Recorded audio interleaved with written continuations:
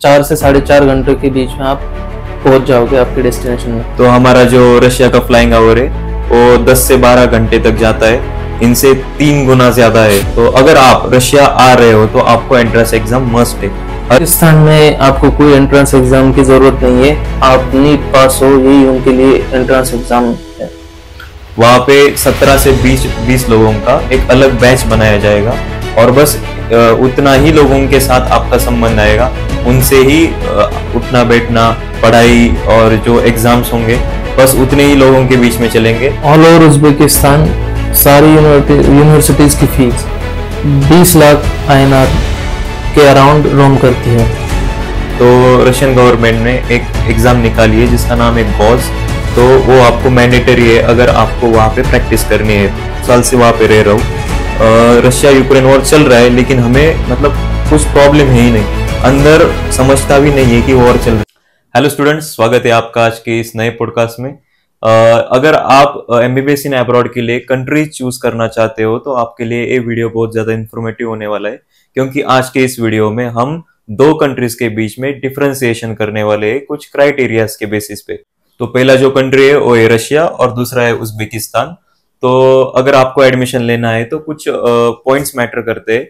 तो पहला जो पॉइंट होता है जो हर पेरेंट्स के और स्टूडेंट के मन में आता है, होता है ट्रैवलिंग, फिर होता है बजट, फिर होता है एजुकेशन क्वालिटी, इंफ्रास्ट्रक्चर, फिर लाइसेंस देते हैं कि नहीं, culture, safety, entrance exam, money transfer. और अगर आप ये वीडियो एंड तक देखते हो तो आप आपके नतीजे पे पहुंच जाओगे कि कौन सा कंट्री आपके लिए बेस्ट है। तो मैं हूं Prajyot, a third year medical student from Kazan State Medical University Russia. और मैं हूं Kaushal, third year medical student, Tashkent Medical Academy Uzbekistan. तो पहला पॉइंट है ट्रैवलिंग। अगर आप रशिया के लिए फ्लाई करना चाहते हो तो आपके लिए डायरेक्ट फ्लाइट अवेलेबल नहीं है। आपको पहले तो मॉस्को जाना पड़ेगा और वहां से आपने जो सिटी चूज की है वहां पे जाना पड़ेगा, या फिर आपको पहले तो मतलब दिल्ली से किसी और कंट्री में जाना पड़ेगा और फिर उस कंट्री से आपको आपकी सिटी में जाना पड़ेगा। क्योंकि मैं अभी जाने वाला हूँ तो मेरी जो फ्लाइट है उसमें मुझे अबू धाबी में मुझे 1 घंटे का ले ओवर है और फिर उसके बाद मैं कजान पहुंच जाऊंगा। अगर उज्बेकिस्तान के बारे में देखा जाए तो दिल्ली से ताशकंद और मुंबई से ताशकंद ऐसी भी फ्लाइट है, डायरेक्ट फ्लाइट है, अवेलेबल है। आपने जैसे कहा ले ओवर का भी सीन है, लेकिन ले ओवर बहुत ज़्यादा टाइम कंज्यूमिंग है। 4 से 4.5 घंटे के बीच में आप पहुंच जाओगे आपके डेस्टिनेशन में। तो हमारा जो रशिया का फ्लाइंग आवर है वो 10 से 12 घंटे तक जाता है, इनसे 3 गुना ज्यादा है। अगर आपके दिमाग में उज्बेकिस्तान है तो वो एक प्लस पॉइंट है आपके लिए ट्रैवलिंग। तो फिर अगला जो पॉइंट आता है वो आता है कि एंट्रेंस एग्जाम। तो अगर आप रशिया आ रहे हो तो आपको एंट्रेंस एग्जाम मस्ट है। हर एक यूनिवर्सिटी की एक बेसिक एंट्रेंस एग्जाम है जिसमें फिजिक्स, केमिस्ट्री और इंग्लिश जैसे सब्जेक्ट शामिल है। तो आपको पहले क्लियर करनी पड़ेगी, फिर ही आपका एडमिशन होगा। और रशिया में कुछ ऐसे भी यूनिवर्सिटीज है सेंट्रल गवर्नमेंट की जो फेडरल यूनिवर्सिटीज करके जानी जाती है, उसमें आपको इंटरव्यू तक देना पड़ सकता है। वैसे उज्बेकिस्तान में क्या हाल है? उज्बेकिस्तान में आपको कोई एंट्रेंस एग्जाम की जरूरत नहीं है, आप नीट पास हो यही उनके लिए एंट्रेंस एग्जाम है। तो थर्ड पॉइंट है एजुकेशन क्वालिटी।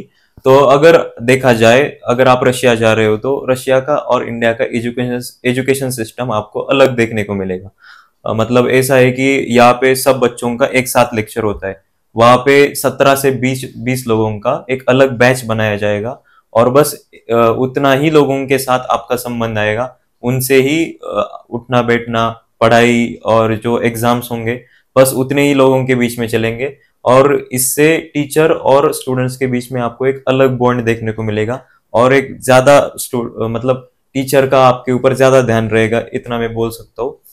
जैसे प्रज्योत ने कहा कि रशिया का एजुकेशन सिस्टम इंडिया के एजुकेशन सिस्टम से अलग है, वैसे ही उज्बेकिस्तान का ही थोड़ा सा सिमिलर है रशिया से, लेकिन अलग है इंडिया से। तो देखा जाए तो पहले जैसे आपकी बैचेस पढ़ती है, हाँ। वैसे हमारी भी बैचेस पढ़ती है 15 के 17 से बीच में। तो ये जो बैचेस है तो जिसमें पहली बात तो ये कि दो टाइप के लेक्चर होते हैं। एक तो मेन लेक्चर जो टीचर लेंगे और दूसरा होता है कि वो प्रैक्टिस लेक्चर, जिसमें स्टूडेंट खुद आगे जाके बोलेगा कि ये टॉपिक था, उस पर वो स्टडी करके आया होगा, जिसकी और वो वजह से बोलना है उसे, हाँ पूरा वो उसे समझाना बोलना है है, बाकी लोगों को ऐसा। बाकियों को समझाना है, जिसमें टीचर क्वेश्चन करेंगे, स्टूडेंट क्वेश्चन करेंगे, जिसकी वजह से आपकी बहुत ज्यादा पढ़ाई होगी। ठीक हाँ, है। मतलब अगर आप बाहर जाओगे तो यही हाँ, सब देखने को यही सब मिलेगा। देखने को मिलता मतलब है। एक टीचर आपको एक टॉपिक देगा कि ये जो टॉपिक है कल आप सब मतलब स्टडी करके आना, और फिर आप वो टॉपिक कल सबके सामने जाके सबको प्रेजेंट करना है। समझाओगे, प्रेजेंट करोगे, और फिर टीचर तुम्हें क्वेश्चन क्रॉस क्वेश्चन करेगा, तुम्हें आंसर पूछेगा। मतलब ऐसा जो है वहाँ का एजुकेशन सिस्टम है। हाँ, अगर आपको कुछ डाउट है उसमें भी तो आप अलग से टीचर को पूछ सकते हो पूछ सकते डायरेक्टली। हो। चौथा पॉइंट होने वाला है जो कि है बजट। तो रशिया एक बहुत ज्यादा बड़ी कंट्री है, उसमें आपको सब तरह की यूनिवर्सिटीज देखने को मिलेगी। पहली जो है लो बजट, दूसरी मीडियम बजट, और तीसरी हाई बजट। तो अगर आप लो बजट देखा जाए तो आप बोलोगे कि लो बजट है तो वहां पे पढ़ाई नहीं होगी, तो ऐसा कुछ बात है नहीं। लो बजट में भी पढ़ाई होती है। तो अगर हम लो बजट की फीस देखें तो होती है 2,80,000 से 3 लाख तक। और जो हाई बजट वाली यूनिवर्सिटीज आएगी जो कि हमारी है, हम अभी कजान में पढ़ रहे हैं, तो वहाँ की फीस 6,000 तक जाती है। और अगर इससे भी हाई रशिया में अगर आप सेंट पीटर्सबर्ग, मॉस्को जैसे कैपिटल सिटी में जाओगे तो वहाँ पे आपको और हाई फीस देखने को मिलेगी। तो अभी जो हम कजान में रह रहे हैं, तो हमारी यूनिवर्सिटीज की पूरी फीस 6 साल की हो जाती है 45 से 50 लाख तक। तो आपका उज्बेकिस्तान का क्या सीन है उसमें? ऑल ओवर उज्बेकिस्तान सारी यूनिवर्सिटीज की फीस 20 लाख INR के अराउंड रोम करती है, हम्म। जो कि ज़्यादा कुछ नहीं। इसलिए उज़्बेकिस्तान बजट फ्रेंडली कंट्री है। हम्म। और देखा जाए तो मेरी जो यूनिवर्सिटी है हम्म। ताशकंद मेडिकल अकेडमी, तो मेरी एक अप्रोक्सीमेटली बोल रहा हूँ मैं, एक 3 लाख तक पर ईयर मुझे फ़ी पड़ती है, जो कि ठीक ठाक है। हम्म। तो वो एक पूरी कितनी हुई, 6 साल की कितनी पूरी जाएगी? 6 साल की जाएगी एक 18 से 20 तक। और मतलब वहाँ का लिविंग एक्सपेंसेस पकड़ लिविंग के कितने एक्सपीरियंस अगर जाओ? पकड़ के चलोगे आप, हम्म। आपके रहने के हिसाब से है। लेकिन अगर आप एवरेजली देखा जाए तो आपका पूरा बजट 6 साल का 30 से 35 तक हो जाना चाहिए। ओके, तो फिर उज्बेकिस्तान एक बजट फ्रेंडली कंट्री है। तो अगला पॉइंट है लाइसेंस। अगर आप रशिया पढ़ने जा रहे हो तो रशियन गवर्नमेंट ने एक एग्जाम निकाली है जिसका नाम है गॉज। तो वो आपको मैंडेटरी है अगर आपको वहां पे प्रैक्टिस करनी है तो अभी भी हमारी 6 ईयर की डिग्री होने के बाद हमें एक और एग्जाम देनी पड़ेगी जो कि है गॉज। और वो पास होने के बाद हमें वहां पे लाइसेंस मिलेगा और हम पूरा यूरोप में प्रैक्टिस कर सकते हैं। और फिर उस लाइसेंस के बाद हमें इंडिया आना है, यहाँ पे एफएमजी देनी है, और फिर हमें इंडिया का लाइसेंस मिलेगा। तो वैसा उज्बेकिस्तान में लाइसेंस का क्या सीन है? ऐसी कोई एग्जाम है गॉज करके? नहीं, ऐसी गॉज करके एग्जाम तो वैसे नहीं है। इतना नहीं सताते स्टूडेंट को। देखा जाए तो यूनिवर्सिटी की जो एग्जाम होती है 6 साल के बाद, वो एग्जाम देने के बाद आपको आपकी डिग्री थमाई जाती है। उसी के साथ आपको उज्बेकिस्तान का लाइसेंस भी मिलता है। उसी लाइसेंस पे आप उज्बेकिस्तान में प्रैक्टिस भी कर सकते हो, और उस हिसाब से वही डॉक्यूमेंट्स लेके आप इंडिया आके नेक्स्ट एग्जाम दे सकते हो, जो कि अब सबको है। एफएमजी या फिर जो कि नेक्स्ट होने वाली है बाद में। तो अगला पॉइंट है इंफ्रास्ट्रक्चर। अगर आप रशिया जा रहे हो तो आपको काफी पुराना इंफ्रास्ट्रक्चर देखने को मिलेगा जो कि सोवियत काल से चल रहा है। और मतलब रशिया में आपको बहुत सारी भव्य इमारतें देखने को मिलेगी जिसमें आपकी पढ़ाई और उल्लास से हो सकती है। आपको ऑल ओवर रशिया अच्छा इंफ्रास्ट्रक्चर देखने को मिलेगा। वैसा ही उज्बेकिस्तान में इंफ्रास्ट्रक्चर का क्या हाल है? मोस्टली अभी अभी अभी जो पुरानी बिल्डिंग्स थी, उनको मोस्ट ऑफ द यूनिवर्सिटीज की पुरानी बिल्डिंग्स डिमोलिश की गई है, और नई बिल्डिंग नई टेक्नोलॉजी के साथ उन्होंने इंफ्रास्ट्रक्चर बनाए हैं, जो कि बहुत बढ़िया है। स्क्रीन वगैरह सही है। मतलब इंफ्रास्ट्रक्चर सही है दोनों साइड का। अभी इन सब पॉइंट्स के बीच में हम मेन पॉइंट में आते हैं जो कि है सेफ्टी। सेफ्टी सबसे ज्यादा इंपॉर्टेंट है। तो अगर आप रशिया रह रहे हो तो आपके दिमाग में पहले आएगा कि रशिया यूक्रेन वॉर चल रहा है, कि क्या वहां का क्या कंडीशन है। तो देखो मैं आपको जेन्युइनली बताता हूँ, मैं 2 साल से वहां पे रह रहा हूँ। रशिया यूक्रेन वॉर चल रहा है लेकिन हमें मतलब कुछ प्रॉब्लम है ही नहीं, अंदर समझता भी नहीं है कि वॉर चल रहा है। और एक बात कि अगर आप रात में भी निकलते हो कि रात के 11-12 बजे बाहर निकले तब भी आपको कुछ दिक्कत नहीं होगी रशिया में, ऑल ओवर कंट्री।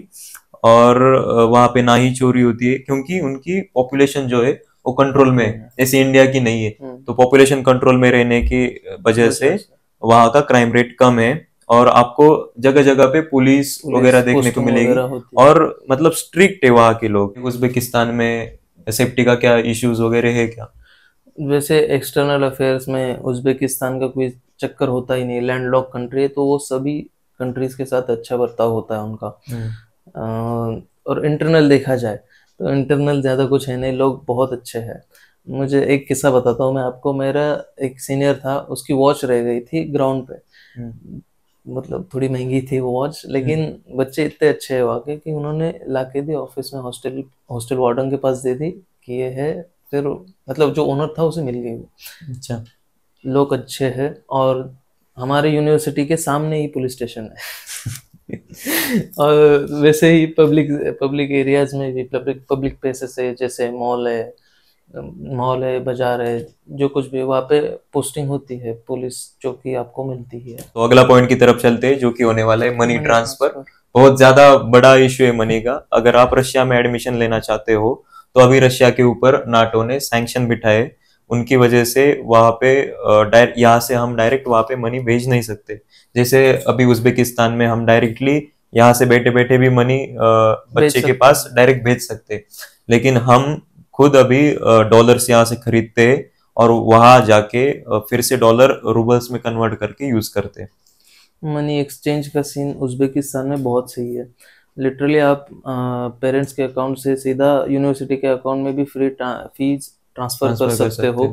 और क्रेडिट कार्ड्स तो आपने कहा, ये क्रेडिट कार्ड्स भी चलते हैं, एसबीआई वाले, आईसीआई वो तो है ही, और नियो के कार्ड्स भी चलते हैं, स्वाइप मारो, टैप करो, कोई दिक्कत नहीं है। अगला पॉइंट है कल्चर।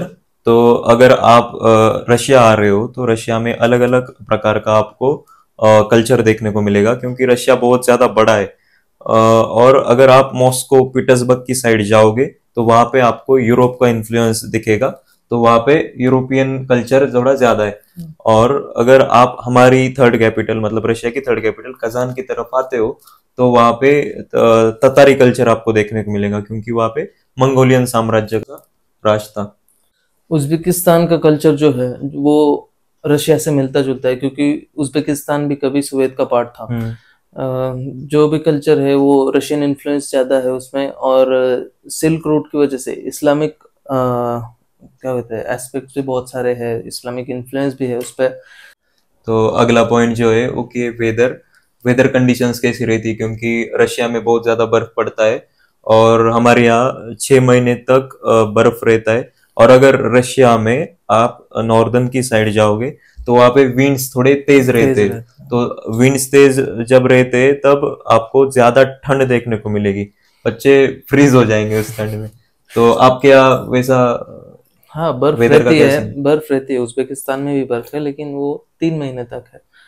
और समर देखा जाए, आपके समर थोड़े सॉफ्ट होते हैं, हमारे यहाँ के थोड़े हेवी होते हैं। लेकिन समर में तो आप मोस्टली इंडिया ही हो गए, क्योंकि छुट्टियों का समय होगा। क्योंकि समर्स में 2 महीने की छुट्टी रहती है आपको, तो बच्चे इंडिया ही आना प्रेफर करते हैं। तो हमने अभी जो क्राइटेरिया चूज किए, आई होप कि ये सब इंफॉर्मेशन सुनने के बाद आपके सब डाउट्स क्लियर हो गए होंगे, और आप अभी डिसीजन करने के लिए, मतलब आपके लिए कौन सा कंट्री बेस्ट है, ये सब आप अभी डिसाइड कर सकते हो। अगर आपको अभी भी कुछ डाउट्स है किसी भी चीज के बारे में, तो आप मुझे डायरेक्टली कमेंट कर सकते हो, या फिर मुझे डीएम करो इंस्टाग्राम पे। अगर आपको ये वीडियो अच्छा लगा तो लाइक, शेयर, सब्सक्राइब कीजिए, और मिलते हैं अगले पॉडकास्ट में किसी नए टॉपिक पे।